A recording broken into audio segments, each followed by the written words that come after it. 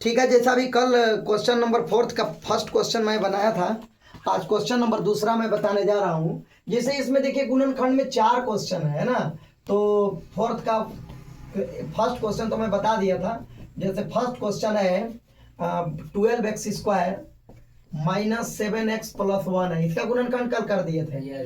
दूसरा है 2x² plus 7x plus 3, और तीसरा नंबर में है 6x² प्लस 5x माइनस 6 है, और फोर्थ नंबर में क्वेश्चन है 3x² माइनस x और माइनस 4 है।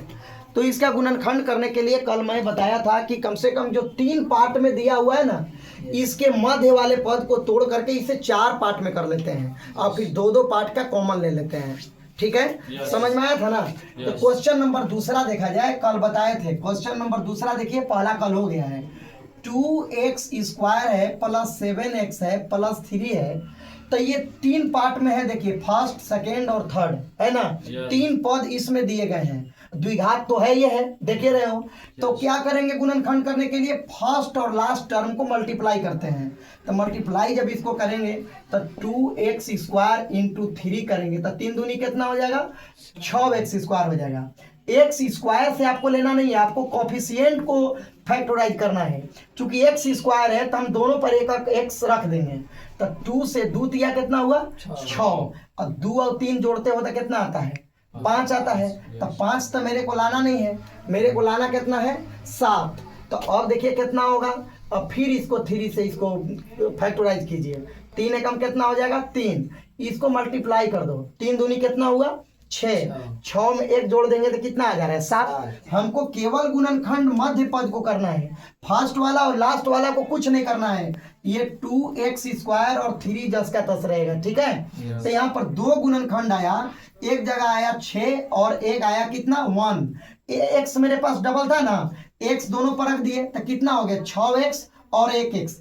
क्योंकि पॉजिटिव लाना है, दोनों में प्लस रखेंगे, 6x और 1x कितना हो जाएगा, 7x हो जाएगा। अब 2-2 पार्ट में हम कॉमन ले लेंगे, कॉमन लेंगे। जिसे यहाँ 2 है, यहाँ 6 है, तो 2 कॉमन ले लेंगे। x² में x कॉमन ले लेंगे, तो 2x² में 2x कॉमन हुआ तो x बचा, और यहाँ 2 तिया 6, 3 बचा, x कॉमन में आ गया।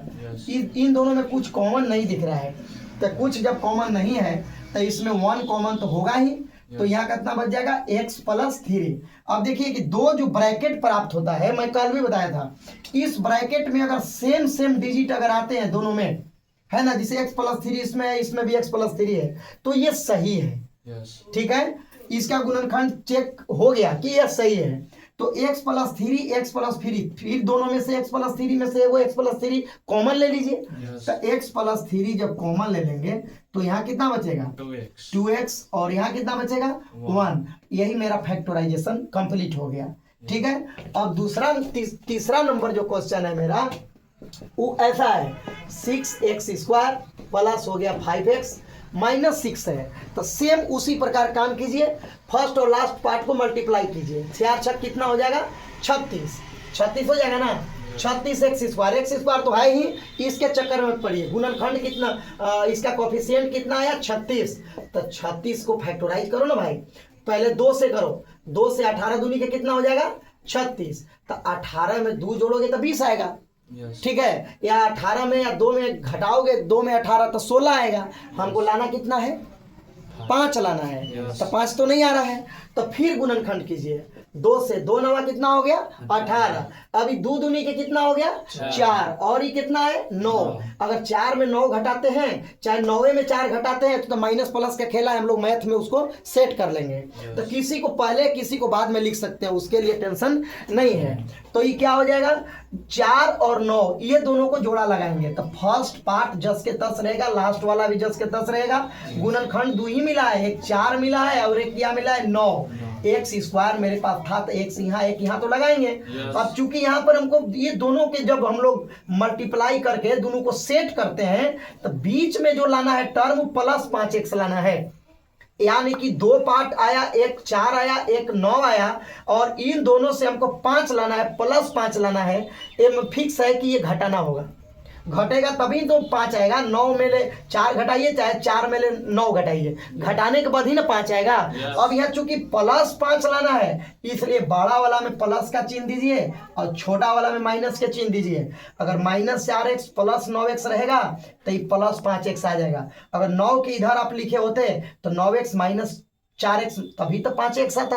अब फिर दो में आप कॉमन ले लीजिए, तो कॉमन लीजिएगा तो या 6 है या 4 है, 2 ही कॉमन आएगा ना, क्योंकि 2 ही एक अधिक से अधिक संख्या है जिससे 6 भी कट जाएगा, 4 भी कट जाएगा।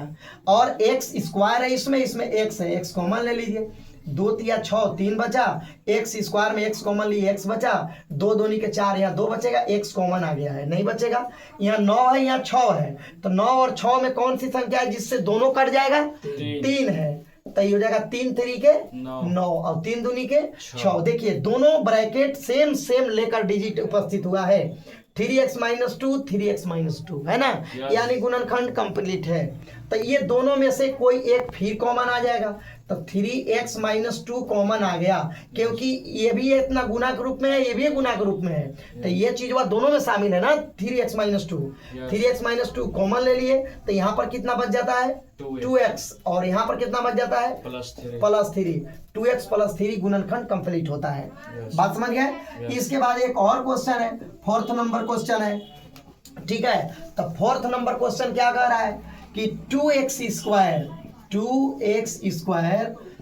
7x है +3 है। बेटे सेम उसी तरह काम कीजिए। 3 दूनी के कितना हो जाएगा? 6x² हो जाएगा। आपका कोफिशिएंट 6 है, तो 6 का गुणनखंड करो, 2 से गुणनखंड करोगे, 2 या 6, 3 और 2 जोड़ेंगे तो 5 आएगा। मेरे को लाना 7 है, तो फिर गुणनखंड कीजिए एक बार। 3